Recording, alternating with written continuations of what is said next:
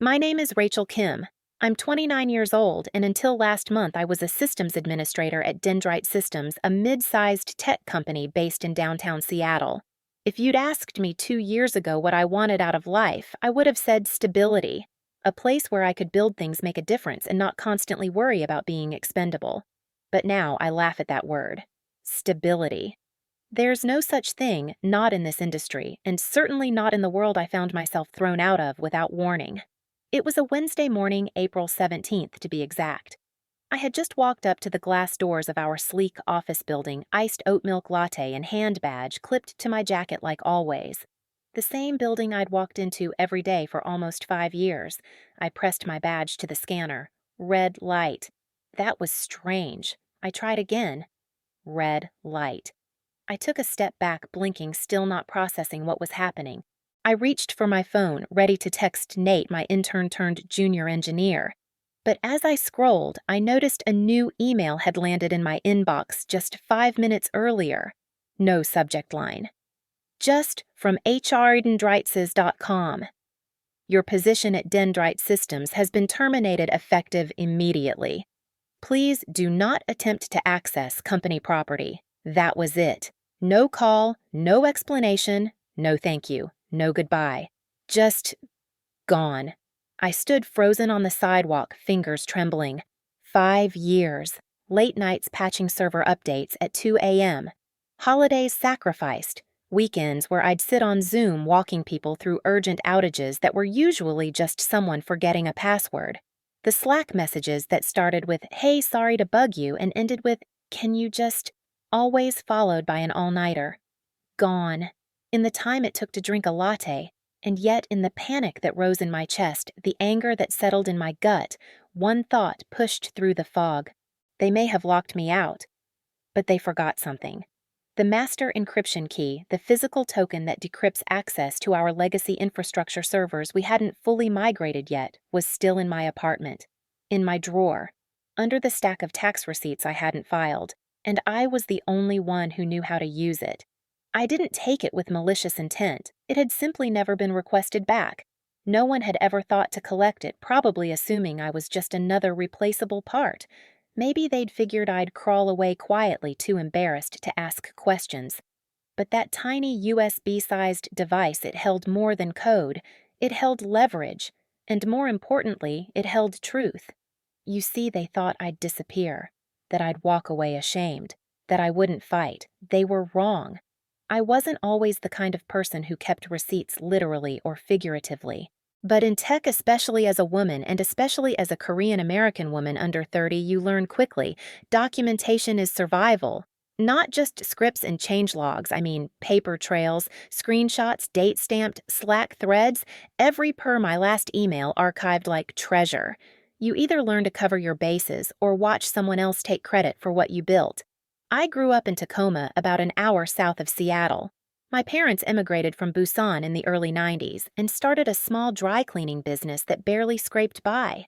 My mom barely spoke English when I was little, but she still walked me to school every morning, rain or shine, always whispering the same thing in Korean. You work harder so they don't get to ignore you. That stuck with me. In college, I didn't have the luxury of finding myself. I found Linux instead. While my classmates rushed into flashy dev roles at startups, I gravitated to infrastructure, the invisible stuff, the things that break at 3 a.m. when no one's watching. Servers, permissions, firewalls. Not glamorous, but solid, predictable, necessary. I joined Dendrite Systems right out of college. Back then, we were barely 20 people in a rented loft space with exposed brick and terrible Wi-Fi. But it felt like a family. I still remember my interview with Joseph Tanaka, the head of IT back then. He asked me one question. You ever fight a production server in a power outage with no VPN and a half-dead router? I grinned. No, but I'd win. He laughed so hard he spilled coffee on his khakis. Joseph became my mentor, part teacher, part older brother.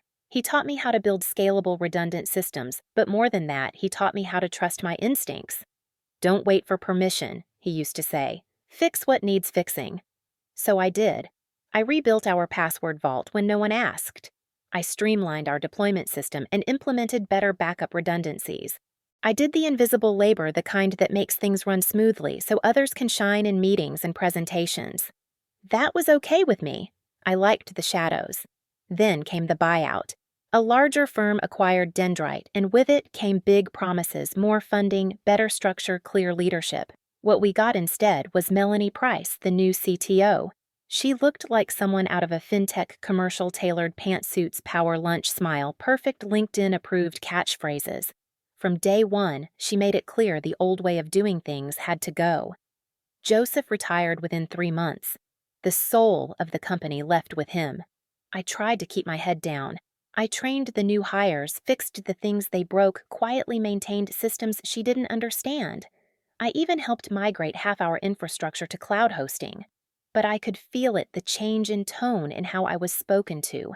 I went from the backbone of IT to too emotionally invested in outdated architecture. My opinions were aggressive, my documentation excessive. I was, as one email later stated, resistant to agile transformation, which was ironic considering I wrote the entire CI/CD pipeline we still used. Then they hired Adam, a DevOps evangelist with zero patience and lots of buzzwords. He once called my shell scripts prehistoric in a meeting, and I smiled through it. I kept smiling when he rerouted an entire deployment system without reading the backup procedures.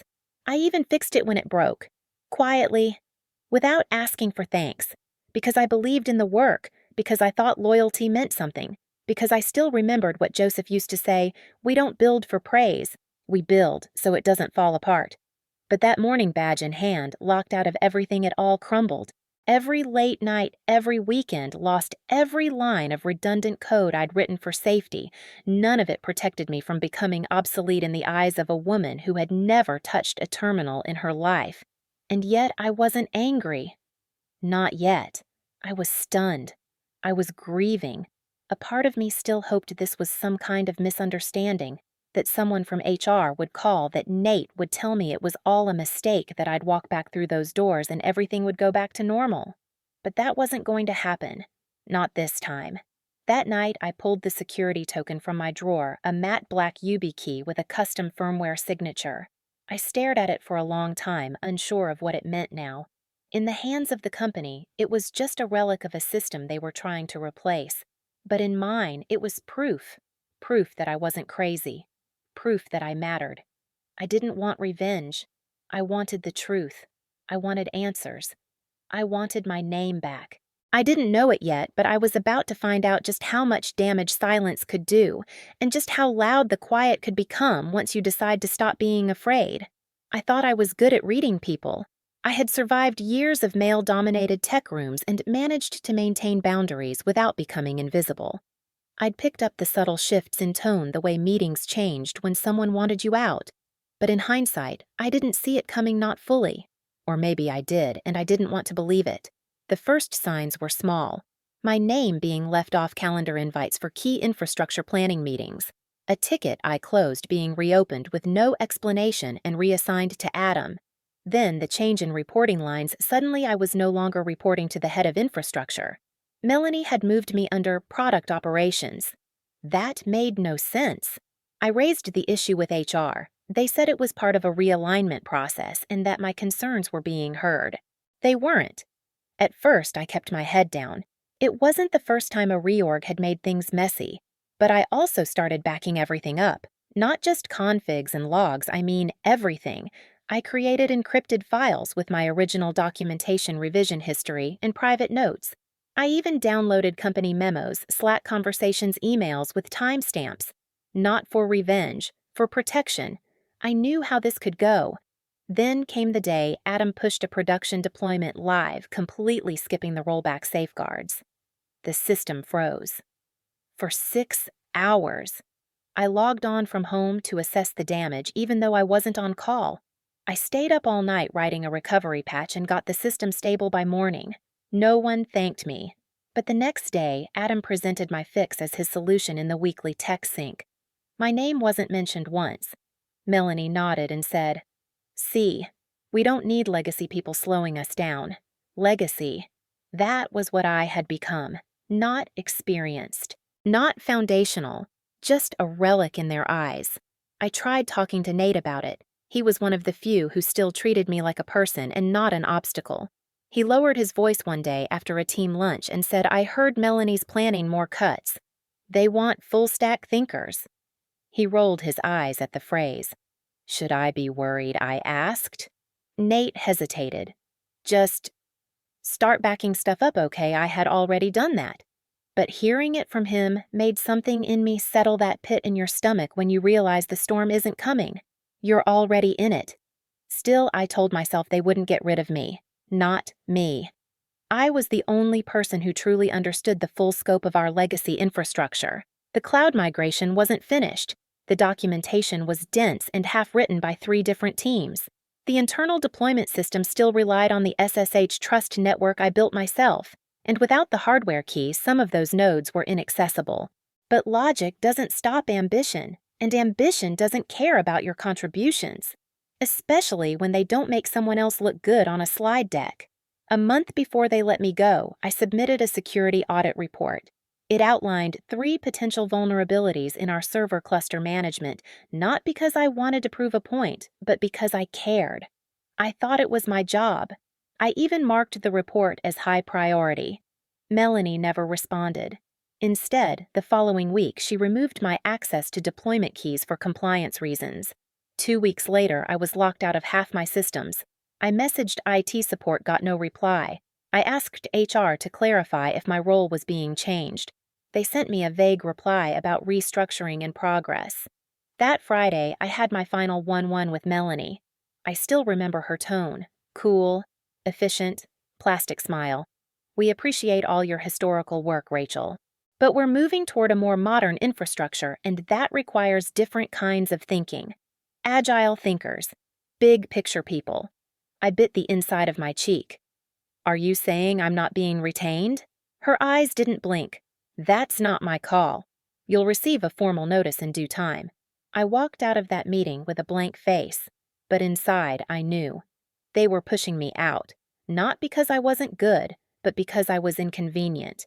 I had too much history, too many receipts, too much integrity. I got the official email 11 days later. No severance, no exit interview, just terminated effective immediately. A legal line about policy compliance and a request to return all company-owned assets. But here's the thing, they forgot one. The server key wasn't a company-issued asset. It was custom-coded by me based on an open-source architecture I refined on my own GitHub years earlier. They never even filed it in asset management. And without that key, certain nodes, ones running legacy authentication protocols, couldn't be patched, updated, or even gracefully rebooted. Melanie didn't know that. Adam definitely didn't know that. I did.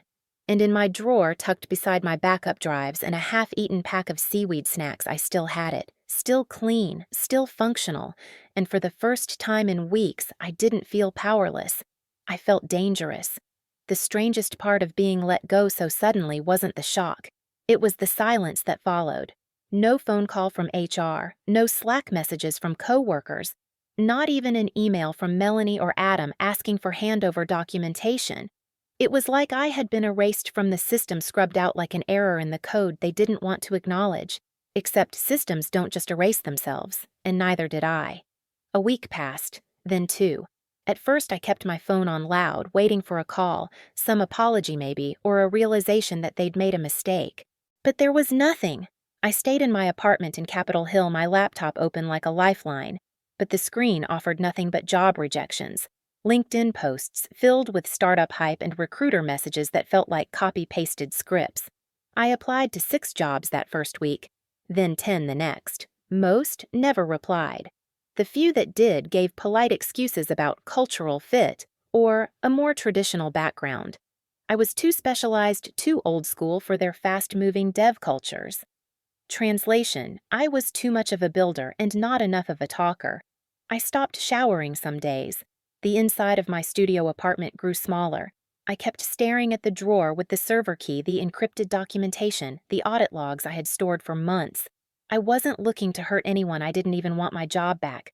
But the way they cut me out like I was nothing that stayed with me. Then one evening, a LinkedIn post went viral. Not mine, Adam's. Proud to lead the most agile modern infrastructure team Dendrite has ever had. Full migration to cloud complete. Legacy systems are gone, and so is the old baggage. Onward, old baggage. I stared at the screen. My heart pounded not from anger, but from disbelief. He was claiming credit for a migration I knew hadn't finished. The authentication services were still partially dependent on our on-prem nodes. Without finalizing those transitions, which I had been working on until my termination, they couldn't even run full-access audits. Not without that key. Not without me. I clicked through the post. Melanie had commented with a congratulatory message. Other executives chimed in. I saw my old colleagues liking it. It felt like watching your own funeral while people used your coffin as a stage. That night I got a message from Nate. Hey, you didn't hear this from me, but they're panicking, can't push updates. Something's broken and they won't admit it. I stared at my phone. They say you were uncooperative and didn't document the final security protocols. Adam told the board you were the reason things weren't ready. They're blaming you. I sat in the dark, my jaw clenched. Of course they were. It was easier to say I withheld information than to admit they pushed me out too fast. Easier to say I sabotaged them than to confess they didn't understand the very systems they managed. They asked me if I could recreate your security tokens. I said no. I don't even know where half that stuff lives. You built it. I didn't reply. I couldn't. My fingers hovered over the keyboard, but the words wouldn't come. This was no longer just about my job. It was about my name, my reputation, my worth. I opened my laptop and began pulling together everything I had: audit logs, emails, configuration notes, even photos of the physical server racks I managed.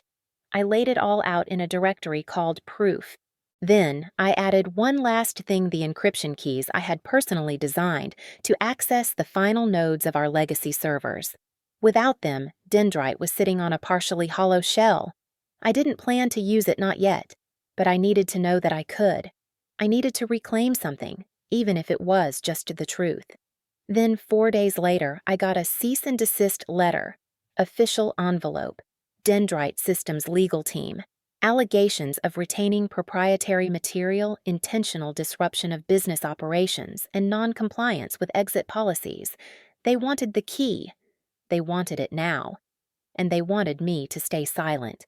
They didn't know I had already spoken to a lawyer. They didn't know I had kept every receipt. They didn't know I had finally stopped being afraid. I wasn't the villain in this story, but I was ready to become a problem. When the cease and desist letter arrived, it felt like a final slap in the face. Not only had they discarded me without warning, now they were accusing me of sabotage, of theft, of being the very thing I had spent my entire career trying not to be untrustworthy. I sat at my kitchen table, letter spread out in front of me, fingers numb. I must have read it 5 times before the words began to blur. My breathing slowed, but my heart raced. It was one thing to be wrongfully terminated. It was another to be threatened legally by the very people who benefited from your loyalty. There was no apology, no attempt to resolve things quietly. Just a demand to return any and all materials relating to Dendrite Systems' proprietary network infrastructure, as if I had stolen state secrets, as if I was some vengeful saboteur hiding in the dark with their precious key waiting to bring them down. But I hadn't brought anyone down. They were the ones who'd thrown me overboard. And now they were afraid I could swim. That night, I didn't sleep. My chest felt tight. I kept pacing around the apartment, turning over everything in my head, the meetings, the decisions, the moments I kept silent when I should have spoken up. I wondered if I'd made a mistake documenting everything, if I should have just deleted the key when I left, if keeping proof had now made me the target instead of the survivor. My parents didn't know what to say. I didn't tell them about the letter. All they saw was their daughter, once a proud engineer with a steady job, now suddenly jobless and broken. My mom brought food over, said things like, "You'll find another job, Rachel Yaw," but I could hear the fear in her voice. She was worried I had failed, that I had done something wrong. So I stopped answering calls. I stopped going outside. I was terrified of what would happen next. I called the lawyer Joseph had once recommended, Denise Rourke, a calm, measured woman who specialized in tech disputes. I told her everything. She listened, asked questions, took notes. Then she said something that stuck with me. Rachel, keeping your personal documentation and proprietary key design isn't theft. It's your work. What they're afraid of isn't what you'll do. It's what you know and what you can prove. I sat in silence after that. Because I could prove it. I could prove everything. The migration gaps, the missing audit protocols, the tickets I'd submitted that went ignored, the security patches that weren't deployed, the proof that without me they had rushed a transition that wasn't ready all to make a headline. But even with all that evidence, I still felt paralyzed. Because deep down, I wasn't just hurt. I was humiliated. I had given 5 years to that place. I had believed in the work, believed I was part of something solid, a backbone, a structure that mattered. I didn't want revenge. I wanted acknowledgement. I wanted to be seen as human, as more than just a line item on an HR spreadsheet. Instead, I was being painted as a threat. And worse, I started to believe it. My apartment became my world. The walls closed in. I stopped checking job listings. I stopped coding. I spent entire days staring at my ceiling, wondering if maybe I had done something wrong, if caring too much had made me naive, if trusting people, if trying to do the right thing had made me weak. And then the worst thing happened. Nate stopped messaging. No more updates, no more quiet warnings, just radio silence. I sent him one last message, "Are you okay?" Nothing. I knew what that meant. He'd either been pressured into silence or forced out like me. And that broke something inside me. Because if even Nate, the one decent person left, had been silenced, what chance did I have? I shut my laptop. I unplugged the router. I buried the server key under a pile of notebooks and shut the drawer. I wanted it all to disappear. Them, the job, the system, the part of me that still hoped. For the first time in years, I didn't feel like an engineer, or a problem solver, or a fighter. I felt like a ghost. I don't know exactly when the days started blending together, maybe around the 3rd week after the letter. My apartment, once a place I barely spent time in, now felt like a padded cell. I moved in slow, silent loops, bed, couch, fridge, back to bed. I left my laptop off for days, my phone face down, the curtains closed. There was this weight inside me, not quite anger, not quite sadness, just nothing. A numbness that sat in my bones like cold. I didn't care about jobs anymore. I didn't care about proving myself. I didn't care if Dendrite failed or thrived. And the key. The one that had made me feel powerful for a moment, I stopped thinking about it. It was just a piece of plastic in a drawer now, like everything else I used to believe in. My inbox filled with unanswered recruiter emails. The rent came due. I dipped into savings. I started selling off little things, an old keyboard, a second monitor, a set of studio headphones I never really used, but had once imagined would help me work smarter. It felt like cutting pieces of my identity away, one object at a time. The worst part wasn't the silence from Dendrite. It was the silence from me. I couldn't recognize myself anymore, the girl who once stayed up all night writing recovery scripts, the one who could configure a clustered firewall without blinking, the woman who fought tooth and nail to make things better even when no one noticed. I was supposed to be strong. I had been raised to be strong. My mother had crossed an ocean with nothing but a backpack and a promise. My father had built a business from sweat and bone. I was supposed to be the proof that it was worth it. But now I was just broken. And then came the message that cracked something open. It was a random afternoon gray sky drizzle tapping against my window. I opened my laptop to check my bank balance and saw it a new email in my old Dendrite-linked Proton Mail inbox. It was from an address I didn't recognize, but the subject line hit me like a jolt of electricity. "You didn't deserve this." I opened it. It was from someone named Leah Walker, a junior developer I'd trained over a year ago, someone who had transferred to another department before I was terminated. Her message was short, but it made my chest tighten. "I know we weren't close, but I wanted you to know what happened to you wasn't okay. They're still using your tools, your architecture. They tried to bring in consultants, but they can't make sense of your systems. Adam blamed you for the failures. People are talking, but no one's allowed to say anything publicly. Just thought you should know. You mattered. You mattered. 2 words. That was it. But I hadn't heard them in weeks. I read that email again and again, clutching my coffee like a lifeline. And then, without meaning to, I started crying these sharp, hiccuping sobs that poured out of me like a flood. It wasn't grief anymore. It was release. That night, I pulled the server key out of the drawer and held it in my palm. It felt heavier than I remembered, not physically, emotionally, like a relic from a past version of myself, the version that built, protected, ensured, and she wasn't gone. She was just buried under everything they'd tried to take from her. So I did something I hadn't done in a long time. I opened my code editor. At first, I just stared at the blinking cursor. Then I began reviewing the last set of configuration notes I'd written before being locked out. My hands remembered the commands before my brain did. The muscle memory was still there. The architecture still made sense, not just because I'd built it, but because I'd believed in it. I started organizing everything, documenting again, not for them, for me, for the truth, for the clarity I needed to take back control of my story. It wasn't about revenge anymore.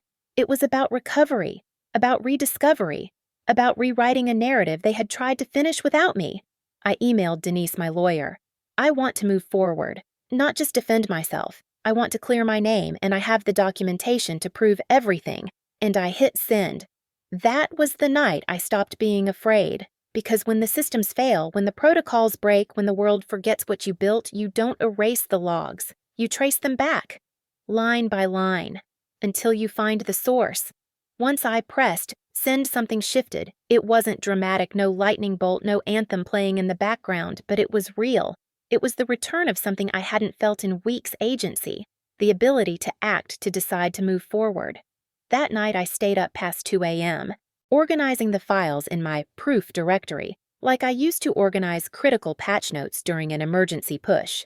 I categorized everything system infrastructure diagrams, with annotations, audit logs, cross-referenced with timestamps, Slack conversations, screenshots and raw exports emails, both sent and ignored patch proposals, flagged with feedback or lack thereof, server key documentation, my personal config, notes the architecture proof it was my design from the beginning.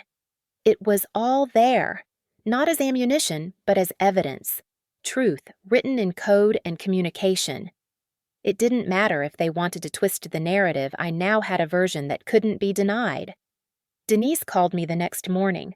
Her tone was calm, but sharper now. She had gone through the materials. Rachel, this isn't just good, it's bulletproof. You didn't just build this system, you maintained, documented, and predicted every failure point they're now running into. If they try to escalate this legally, they're going to look incompetent. And if they keep spreading this narrative that you sabotaged anything, we have grounds for a counterclaim. I let that sink in. Are you ready to go public if it comes to that? She asked gently. Was I looked at my reflection in the laptop screen. Tired eyes, hair, unwashed hoodie creased from days of wear. I didn't look like someone ready for a confrontation. But then I remembered something Joseph once told me when I was still just an intern. Being right isn't always loud. Sometimes it's just quiet persistence. I wasn't trying to burn anything down, but I wasn't going to let them keep the match in my name either. Denise helped me draft a formal response to the cease and desist. We didn't deny possession of the server key. We clarified that it was never officially registered as a company asset, that the design was developed independently, and that no system had been accessed since termination. We included supporting documentation and emphasized that I had not disclosed and would not disclose any confidential data to outside parties. But we added something else: an offer to submit a voluntary technical affidavit under NDA to clarify what systems were still dependent on my work and how they could be resolved without further reputational damage. It was my peace offering, my olive branch, but also my shield. I wasn't here to fight dirty. I was here to tell the truth professionally, powerfully, and on record. 2 days later, Nate texted me from a new number. It was the first I'd heard from him in weeks. Nate. I had to switch phones. They froze my access and made me sign something. Nate. But I saw what you did. That letter. That was badass. Nate. Everyone's talking about it, quietly, in group chats.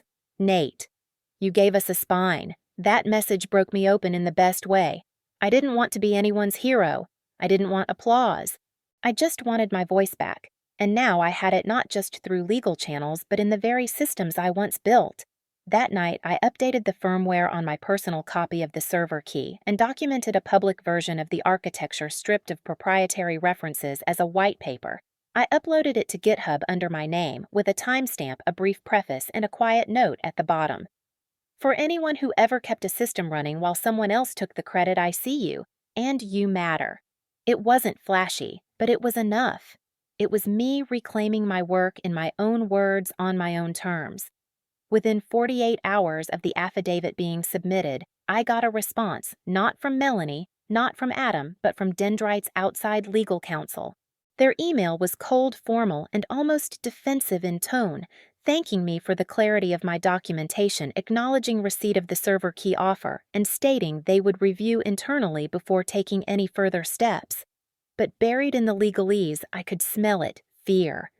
Not fear of me, but fear of exposure. Fear that their internal leadership had dropped the ball, that they had fired the only person who knew how the infrastructure really worked, that someone somewhere above Melanie was realizing this wasn't going to stay in the dark much longer.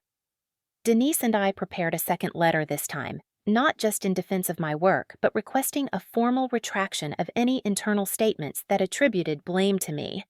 We didn't ask for an apology, just truth, just fairness. While we waited, I went back to my GitHub. The white paper was gaining traction.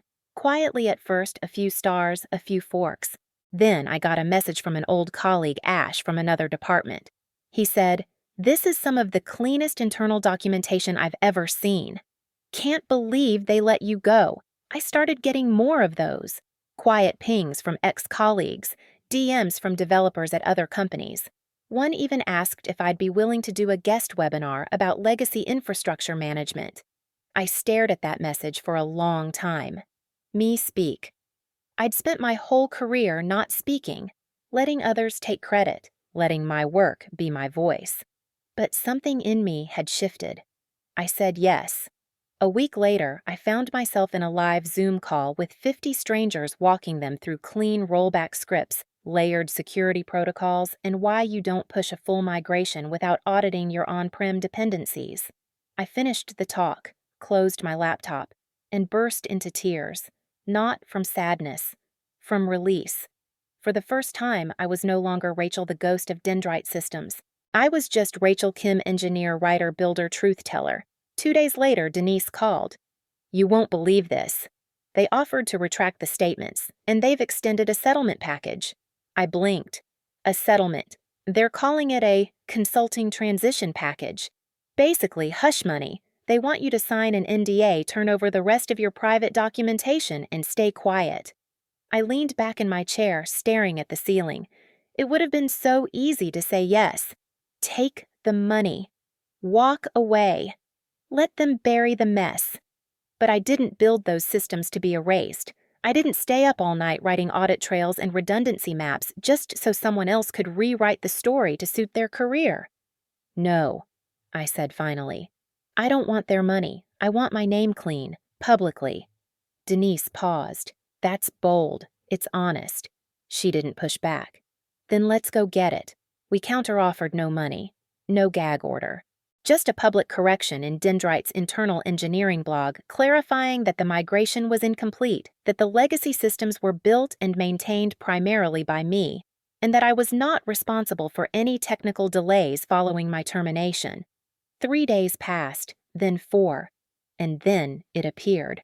A post titled "Legacy Lessons Acknowledging the Invisible Infrastructure." It didn't name me directly, but it didn't need to. The wording was clear. They admitted the migration had been incomplete. They acknowledged documentation gaps following the departure of key personnel. They thanked past engineers whose groundwork made modern transitions possible. Everyone in tech could read between the lines. And just like that, I wasn't a liability anymore. I was legacy, the good kind. That evening, Nate messaged me again. "We all saw the post. You did it. You turned the whole damn thing around." I stared at my screen. Then I replied, "No, we did. You kept me from disappearing." "What now?" he asked. What now I didn't know yet. But I had ideas. A month after the correction post went live, I found myself walking into a networking event in downtown Seattle, same neighborhood as my old office. But this time I wasn't there as an employee or a former anything. I was there as a speaker. The event was called Tech After the Fallout, organized by a group of engineers who had experienced layoffs, restructuring, and corporate betrayal, and decided to build something honest from the wreckage. When they asked me to share my story, I hesitated. Part of me still flinched at the idea of stepping into the spotlight, but the other part, the part that had risen from that low, quiet pit, knew I needed to do it.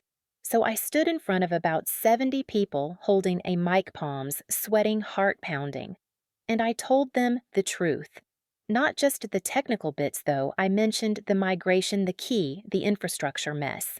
But also the emotional truth, what it felt like to be erased, to watch your work repackaged without credit, to wake up one morning and find out you were no longer part of the thing you helped build. I saw people nodding. I saw tears in one woman's eyes. I saw the stillness of shared pain and recognition. When I finished, the room erupted in applause. Not loud and explosive, but warm. Real.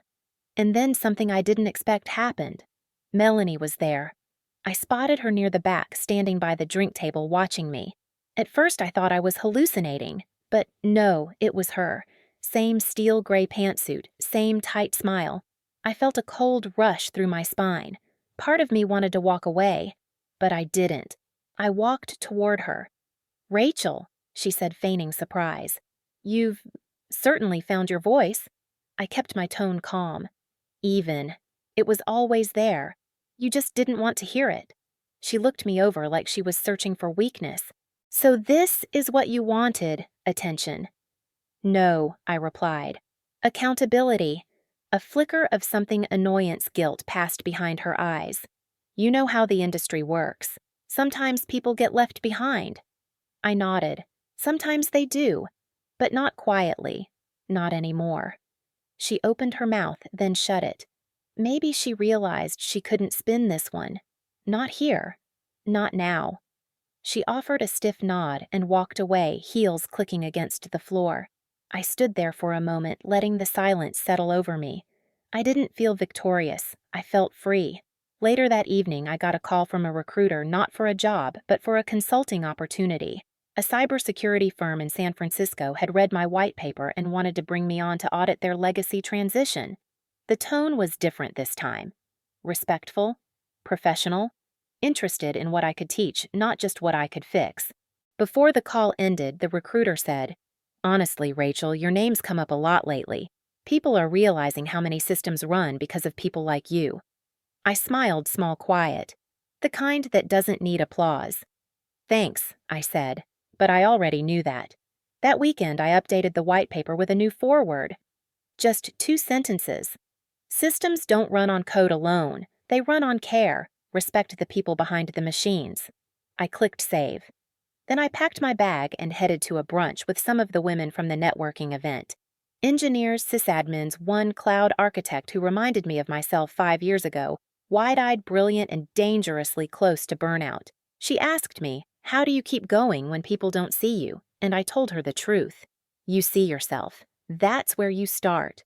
2 months later, I was standing at the edge of the Golden Gate Park Conservatory, waiting for my Uber sunlight painting long shadows across the lawn. It was my second week consulting in San Francisco, and already the rhythm of my life had changed. I no longer woke up with that cold dread in my chest. I no longer flinched every time my email pinged. I wasn't constantly checking LinkedIn for signs of survival or scanning legal documents like war maps. Now I was writing my own terms. The firm I was consulting for, a hybrid tech cybersecurity company, treated me like an expert, not a placeholder. They gave me space to lead audits, time to write clear documentation, and most importantly, credit. Every meeting ended with my name attached to the work I did. They even asked me to help them build a training curriculum for new engineers transitioning from older infrastructure stacks, not because it was trendy, but because they recognized the value in what was foundational. One day, during a workshop, a young engineer raised her hand and asked, "What would you say to someone who's afraid to speak up?